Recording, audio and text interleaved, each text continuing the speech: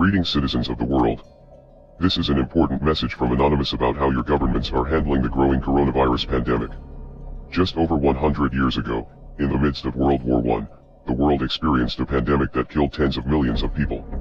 Historians are divided on the exact number, but estimates range from 30 to 55 million people in about 2 years, which at the time, was around 1 or 2% of the world's entire population.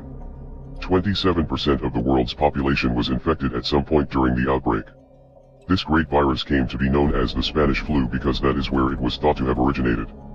However, it was later discovered that the first patients of this illness were soldiers from the French, British, and German armies who were fighting on the front lines of World War I. The governments of these countries went through great lengths to hide the outbreak so they would not reveal a strategical weakness to their enemies in the war.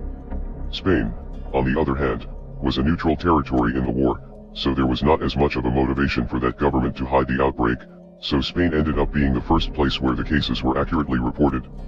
By the time that news of the situation in Spain reached around the world, it was too late. The virus had spread just as fast as the news. Sadly, as the pandemic grew out of control, governments around the world, including the United States, did their best to limit reporting on the illness to prevent panic or social unrest, and to help maintain troop morale. Many experts have compared the recent COVID-19 novel coronavirus to the Spanish flu. Bill Gates has said that we could be dealing with a once-in-a-century pandemic which could be as deadly as the virus that wiped out tens of millions of people exactly a century ago. These two illnesses are not from the same family of pathogens, but there are some important similarities between these two outbreaks, and we may be making some of the same mistakes as those who came before us. In China, doctors, activists, and everyday citizens have been threatened with arrest for posting information about the virus that creates any alarm or contradicts official statements. Well, a man who's become incredibly well known around the world because of the coronavirus has died. This is the Chinese doctor who tried to warn the medical community about the coronavirus. He was told to be quiet by the authorities before weeks later being diagnosed with the virus himself. Before passing away from the coronavirus himself, whistleblower Dr. Li Wenliang said that the Chinese government knew that human-to-human transmission was taking place weeks before they told the public what was happening. Christian Anderson, an evolutionary biologist at the Scripps Research Institute, has estimated that the virus could have infected its first victim as far back as October 1st, based on a study of 27 genomes from early patients. This means that the virus was spreading all over Wuhan, and the world, for the past few months. If this research is correct, that means that this virus had likely made its way to every corner of the world by the time the Chinese government decided to shut down Wuhan. This may sound like an exaggeration because we are just now finally starting to see some confirmed cases in the United States and Europe, but let's take a minute to examine what a confirmed case actually is. A confirmed case is a person who has tested positive for the virus, but the number of test kits is limited and the CDC has refused to authorize test kits for many of the suspected cases because they are keeping such strict criteria for who the tests get sent to. Making matters even worse is the fact that some of the tests have been shown to be faulty, and officials admitted that one of the facilities that was tasked with analyzing the tests was contaminated. Testing has begun to accelerate in the United States and Europe, now that deaths have been reported, and health experts are beginning to find clusters of the virus with no clear link to the epicenter, meaning that community spread has already begun. In Seattle, which is looking like one of the first epicenters in the US, experts believe that the virus has been spreading silently amongst the population for at least 6 weeks. This type of silent spread is possible due to the massive incubation period of the virus. Some studies have suggested that the time of incubation for this new virus could be up to 24 or even 27 days, meaning that an infected patient could be walking around for a month infecting other people without even knowing that they are sick, which greatly increases the pathogen's ability to spread undetected. Compare this with the incubation period for the flu, which is 1 to 4 days. Speaking of the flu, the coronavirus outbreak may have gone undetected for these first few months because it was being mistaken for an especially bad influenza season. In Washington, where we now know there has been an active coronavirus outbreak for months, the State Department of Health recently published some interesting statistics about hospital visits for flu-like symptoms. The charts below show how this year there has been an unusual number of people who experienced flu-like symptoms but did not test positive for the flu.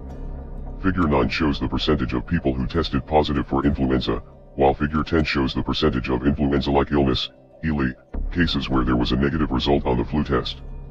Figure 9 shows a relatively normal flu season, if not a relatively mild one, but Figure 10 shows cases of a mysterious flu-like illness above the epidemic threshold.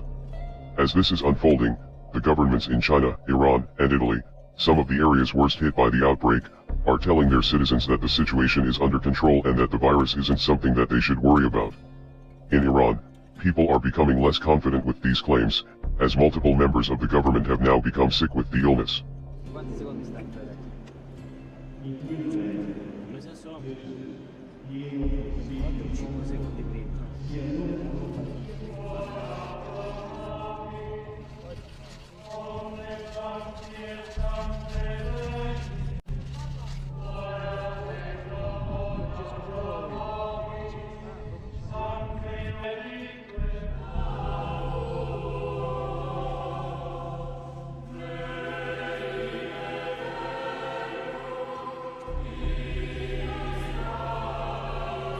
In Italy, at least one governor, Attilio Fontana, was quarantined after coming into contact with an infected staff member, and the Pope has cancelled all of his appearances for nearly a week after falling ill with a sickness that the Vatican refuses to disclose.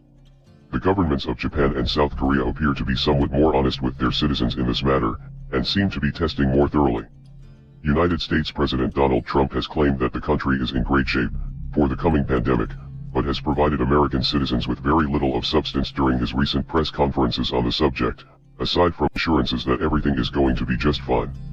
The Trump administration is attempting to control the flow of information about the virus to keep people optimistic, just as the governments of China and Iran are doing, but this approach is putting people in grave danger, just as the administrations of the previous century had during the Spanish flu. In order to understand the seriousness of the situation, people need to know about the high rates of mortality and hospitalization for this illness. Furthermore, to adequately protect themselves, people need to know that this illness has a significantly longer incubation period and is much easier to catch than the seasonal flu. These are now established findings that should be at the front of every news bulletin and press conference, but they are being left to the footnotes or entirely ignored. Adequate testing and reporting should have started months ago, and sadly, the powerful people who have appointed themselves as our leaders are actually holding us back, instead of leading. Do the right thing and tell the people of the world what we're actually dealing with. We are anonymous. We are legion. We do not forgive. We do not forget. Expect us.